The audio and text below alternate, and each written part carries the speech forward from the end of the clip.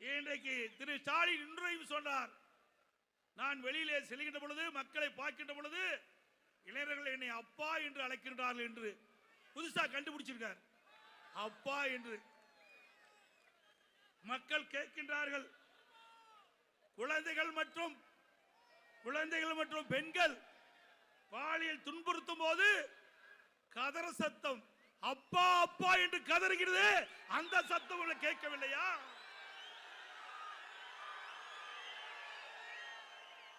மூன்று வயது சிறுமியில் இருந்து பள்ளியிலே படிக்கின்ற சிறுமி வரை பாலியல் வன்கொடுமைக்கு ஆளாகின்ற பொழுது கதறுகின்ற சத்தம் திரு ஸ்டாலினுக்கு கேட்கவில்லை. அப்பா அப்பா என்று கதறுகிறது. அந்த கதருக்கு என்ன பதில் சொல்கிறீர்கள்?